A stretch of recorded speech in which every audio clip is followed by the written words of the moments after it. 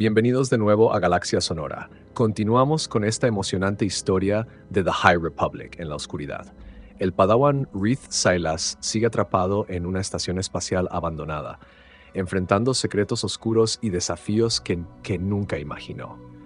Si te gusta el audiolibro, no olvides suscribirte y darle like para que más personas puedan unirse a esta aventura. Además, no olvides que puedes seguirnos en Instagram, el enlace está en la descripción. Vamos con el siguiente capítulo. Capítulo 13.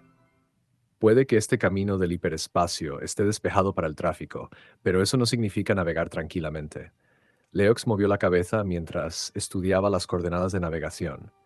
Kyode, puedes triangular los vértices. Anda, mira aquí, ya está hecho. Tendría que haber sabido que ibas un paso por delante de mí. Kyode era muy educado y no se lo refregaba por las narices, así que Leox se lo agradecía. Últimamente, había estado con los nervios de punta y él no era un hombre que llegara al límite muy a menudo. No era usuario de la fuerza, pero no dudaba de que el universo tenía dimensiones espirituales y en aquella estación, aquellas dimensiones estaban seriamente fastidiadas. Las podían llamar el lado oscuro o lo que fuera. Leox se alegraría de perderlas de vista. Por supuesto, saldrían volando con ídolos que habían ocupado el último espacio de almacenamiento de la nave sin revelar los compartimentos que la República no necesitaba conocer. Los Jedi decían que lo tenían bajo control. No es que Leox se creyera todo lo que le decían los Jedi, pero la fuerza era la cámara del timonel de los Jedi. Además, las dimensiones espirituales de la galaxia no le advertían de su cargamento, sino de la estación. Más razón aún para irse. ¿Cuánto falta para que salgamos?, preguntó Comac Vitus desde la entrada de la cabina. Solo estamos esperando a nuestra copiloto, dijo Leox. Exactamente mientras lo decía, Afi pasó rozando el hombro de Comac y entró dando fuertes pisotones en el puente de mando, haciendo que el Jedi levantara una ceja. La mirada que lanzó a Leox significaba algo del tipo: los adolescentes son así. Los problemas de Afi eran mucho más complicados que eso, y mucho más válidos. Sin embargo, nada de eso era asunto de Comac. Lo único que dijo Leox fue: que todos se aten, salimos dentro de 5 minutos. Cuando el Jedi ya se había marchado, Leox volvió a su asiento. Afi tenía la vista puesta en sus controles sin reconocer a los demás miembros de la tripulación. Geode no se había atrevido a iniciar una conversación con ella y Leox no podía culparlo. Él tampoco tenía la intención de hacerlo. No porque él tuviera miedo del genio de Afi, aunque fuera muy razonable temerlo, sino porque cualquier conversación iba a volver al bucle de que ella hiciera las preguntas incorrectas y de que él ocultara las respuestas que ella no estaba lista para oír. Las coordenadas se fijaron. Separación de la cámara de descompresión dentro de 5 segundos, anunció Leox. Afi asintió. 5, 4, 3. En el momento justo, Afi giró la palanca que liberaba las abrazaderas. Un fuerte golpe metálico resonó a través de la nave, el sonido de su libertad. Mientras los motores se encendían, Leox restableció el morro de la nave, con lo cual recuperaron su visión habitual de las estrellas. Fue un alivio volver a ver el espacio. Leox estaba intranquilo con la contención en planetas o estaciones y solo se sentía en casa piloteando una nave. A menudo, Afi le tomaba el pelo por eso. Ya despegamos, por fin, ya puedes volver a respirar. Pero aquel día solo dijo lo imprescindible: preparándonos para el salto al hiperespacio. El agua va a estar un poco picada, murmuró Leox. Geode ha conectado las rutas para que sean lo más tranquilas posibles, pero no significa que vayan a hacerlo. ¿Estás lista? Lo único que respondió Afi fue: salto dentro de 5 segundos. Leox agarró el mango, respiró hondo y saltó. El espacio se extendía hasta el infinito. Cada estrella era un cometa solo por un breve instante. Después se vieron inmersos en el hiperespacio, azul otra vez, pero oscuro, teñido de violeta, no estaba bien, y brillaba casi como si estuviera vivo, y enfadado. Leox había hablado metafóricamente antes, pero el golpe fue muy real cuando se produjeron los primeros saltos programados por Geode. La nave resistió como si fuera un blur que tiene un mal día, y Leox se quedó en su asiento solo porque estaba atado por los brazos. Buf. Afi se sorprendió tanto que le habló con normalidad otra vez. ¿Qué ha pasado ahí? Algo aún peor de lo que sabíamos, dijo. Pronto averiguaremos de qué se trata. Orla consideraba que era una buena viajera, adaptable, flexible, inventiva, y creía que era una razón más por la que sería una buena exploradora independiente. No es que esas consideraciones fueran realmente importantes en cuanto a decidir la mejor forma de seguir la fuerza, pero tenía que examinar todos los factores antes de tomar una decisión tan enorme. Por eso resultaba desalentador darse cuenta de que todavía podía experimentar mareos. Es como si hubiéramos llegado a un campo de asteroides, dijo a Comac.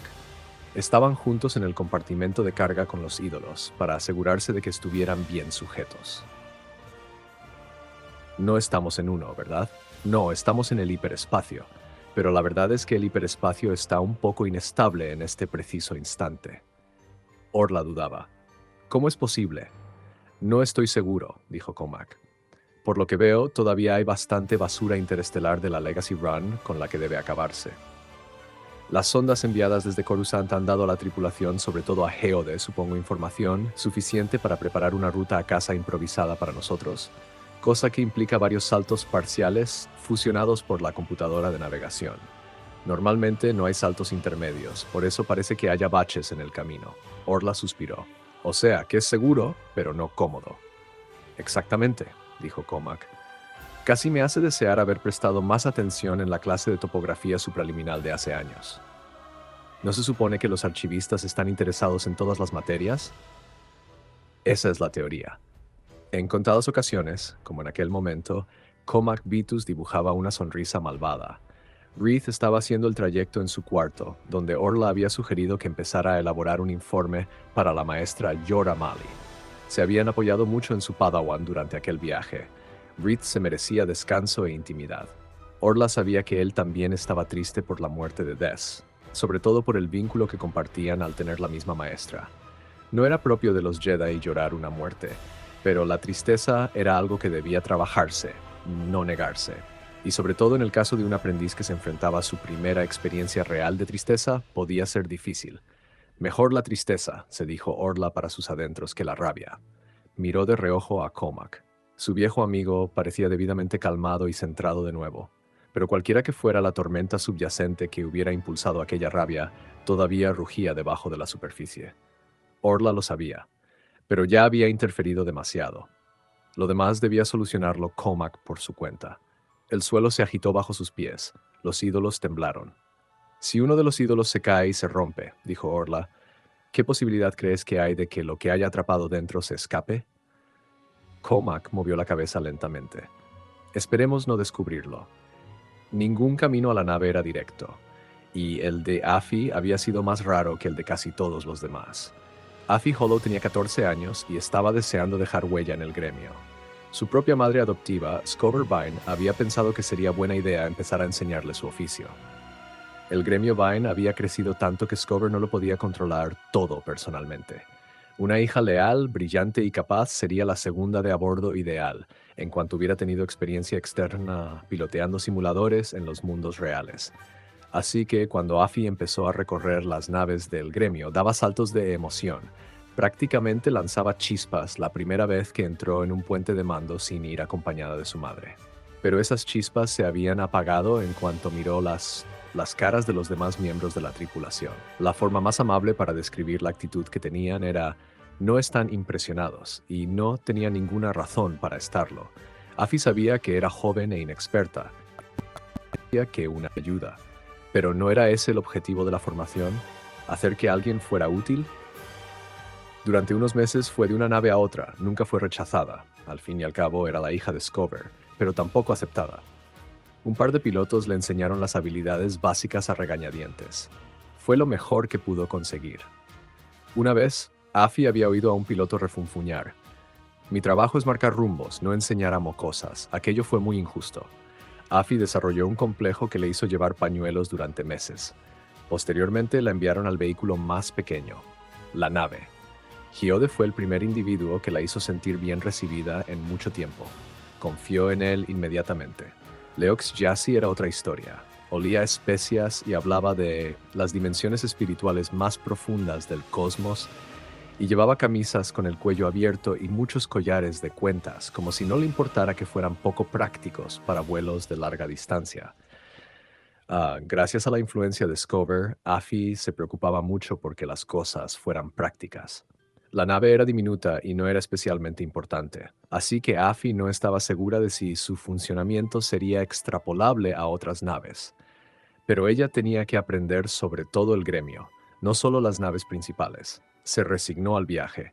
Para su sorpresa, el primer trayecto en la nave le enseñó más que todos los demás viajes juntos. Leox le explicaba todo paso a paso. Geode dejaba que lo observara siempre que quería sin problemas. Nadie la miraba por encima del hombro por su edad o su inexperiencia. La dejaban aprender mediante la práctica. Scover se quedó de piedra cuando, al final de aquel trayecto, Afi le pidió volver a volar con la nave. Inclinó su cabeza azul como de pájaro y dijo, pensaba que querrías probar una de las grandes naves de transporte de pasajeros, como la Legacy Run, quizá. La Legacy Run era el vehículo de transporte espacial más grande y el mejor. Solo se confiaba a los capitanes brillantes y Afi dudó un segundo, pero no más. Me quedo en la nave si te parece bien. A Scover no le gustó la idea, pero le dio el visto bueno. Mientras acababan los preparativos para su siguiente despegue, Afi planteó lo que esperaba que fuera una pregunta respetuosa. ¿Por qué crees que Scover me asignó aquí para empezar? Porque conmigo estás a salvo, dijo Leox. ¿Qué quieres decir?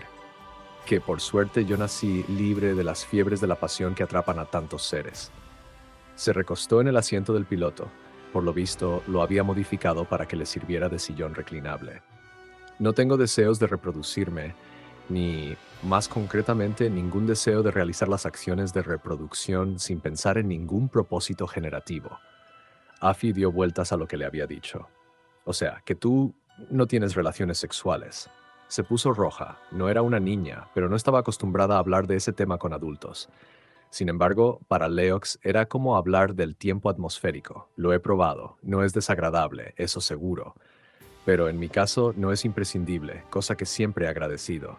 Parece que libera la mente en la medida en que puedo juzgar la mente de otros seres. Sin duda, deja libre un montón de tiempo y yo disfruto del conocimiento de saber que soy la realización definitiva de mi linaje ancestral, el punto al que condujo todo su esfuerzo. Después de una pausa añadió, bueno, mi hermana y yo, hasta que ella tenga niños. En ese caso, el gran ciclo vuelve a girar.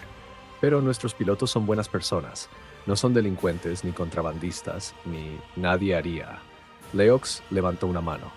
Incluso las buenas personas llevan a sus amantes a bordo de las naves de vez en cuando, y en espacios reducidos es imposible saber lo que podría ver un joven. En cambio, aquí solo estamos Geode y yo, y él no tendrá una fusión de apareamiento hasta dentro de, ¿cuánto? 9 años o así. Geode no lo contradijo. Como te he dicho, aquí estás a salvo, y el deber te llama. ¿Por qué no te pones manos a la obra y me demuestras que puedes sacar esta nave de la atmósfera? Por primera vez, Afi piloteó una nave de verdad.